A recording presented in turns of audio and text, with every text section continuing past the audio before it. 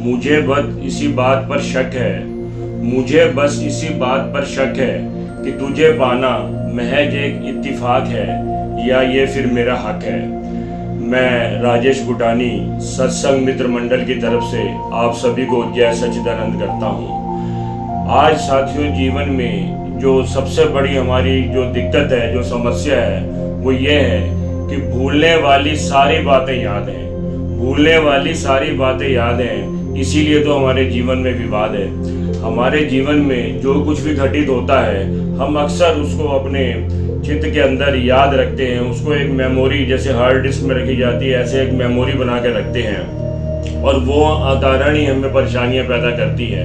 मैं एक छोटे से दृष्टांत के माध्यम से उसको समझते हैं। ये घटना भगवान गौतम बुद्ध के समय की है, जब भगवान गौतम बुद्ध, उनके साथ कई शिष्य जुड़ चुके थे और वो नगर दर नगर, गांव दर गांव अपनी यात्रा पर चलते थे। इसी तरीके से जब भगवान बुद्ध ने एक गांव के बाहर जाकर अपना डेरा जमाया और उसके बाद अगली प्रातः उन्होंने अपने जो भी उनके साथ शिष्य थे उन सबको आदेश दिया कि जा कर के दूर नज़दीक के गांव से भिक्षा मांग लाओ, ताकि जो भी भिक्षा में आएगा उससे हम अपना शाम का या दोपहर का जो भी भोजन वो करेंगे। तो उन्होंने अलग अलग समूह बना दिए, दो दो तीन तीन शिष्यों के, और उनको अलग अलग निर्देश दे दिए कि आप इस दिशा में जाएं, आप इस दिशा में जाएं, इस तरह से भेज दिया।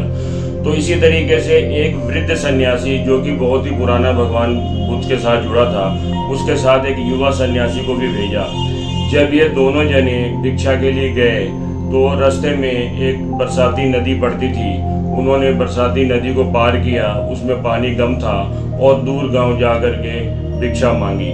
जब वो भिक्षा ले करके वापस दोनों जने लौट रहे थे तो वहाँ पर उन्होंने देखा कि बारिश के मौसम की वजह से उस नदी में पानी काफ़ी तेज आ चुका था और उस नदी के किनारे एक युवती, जो कि वहाँ के नगर सेठ की कन्या थी, वो खड़ी थी परेशान, क्योंकि उससे नदी पार हो नहीं पा रही थी, नदी में पानी का वेग ज़्यादा था।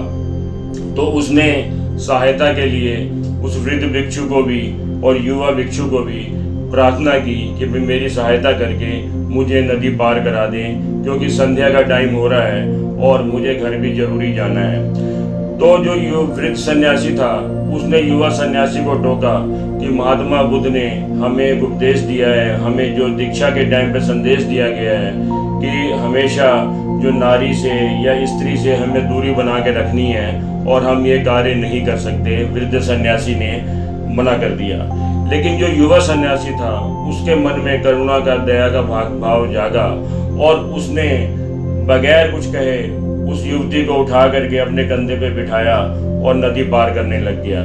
थोड़ी देर में वो नदी को पार करके और उसने युवती को नदी के पार उतार दिया। वो युवती अपने घर चली गई, लेकिन जो वृद्ध सन्यासी था उसके मन में एक अपराध बोध आ गया कि इसने बहुत बड़ा एक अपराध कर दिया है और वो उससे दूरी बना करके चलने लगा और उसको अलग ही नज़रों से देखने लगा कि जैसे इसने एक बहुत बड़ा कोई अपराध कर दिया हो। तो वो दोनों अपने चलते गए और जहाँ भी महात्मा बुद्ध का डेरा था वहाँ पहुँचे।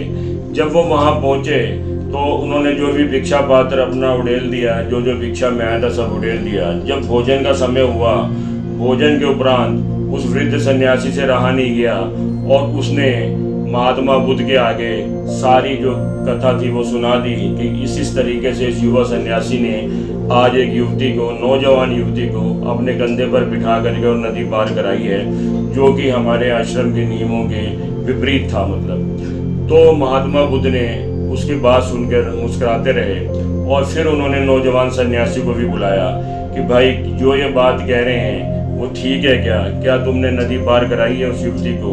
उस युवक ने थोड़ा सा दिमाग पर अपने जोर देते हुए कहा, हाँ प्रभु, इस तरीके से एक युवती हमें जब वापसी में मिल गई थी और संध्या समय हो रहा था और कोई उसके पास नदी पार करने के लिए कोई साधन नहीं था।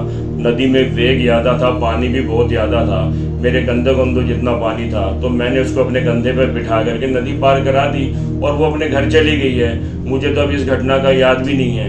तो महात्मा बुद्ध मुस्कुरा दिए और उस वृद्ध सन्यासी से उन्होंने कहा कि देखो, ये जो युवक है इसने नदी को पार कराया इस युवती को, ठीक है, आश्रम के नियम का उल्लंघन किया इसने, लेकिन ये उस घटना को भूल चुका है, तो इसलिए इसे हम माफ़ कर सकते हैं। इसने कोई अपराध बोध नहीं किया, क्योंकि उस टाइम उसकी ज़रूरत थी और इसने अपना कर्तव्य पूरा करके, कर्तव्य समझ के किया और उस घटना को भूल गया। लेकिन तुम वृद्ध होते हुए भी तुम्हें अभी तक वो युवती याद आ रही है और वो घटना तुम्हें याद है। तो साथियों, ये जो चीज़ें हैं हमें जीवन में बहुत ही ज़्यादा, जो जीवन के अंदर हमारी परेशानी का सबक बन जाती हैं कि जब भी कोई मदद या किसी चीज़ की ज़रूरत होती है या जीवन में हमारे जो भी घटित होता है, हम उसको अपने चित्तपटल पर बार बार उसको याद करते रहते हैं और जो अच्छी बुरी यादें वो हमें अक्सर, जो बुरी यादें होती हैं, परेशान करती रहती हैं। तो आज का यही संदेश है कि हमें जो भी है जीवन में जो भी घटता जाता है वो घटने दें और घटने के बाद उसको भूलते जाएं और इसी तरीके से हमारा जीवन आगे निरंतर चलता रहेगा। इसी के साथ ही मैं आपसे फिर मिलूँगा। जय गुरुदेव, जय सच्चिदानंद।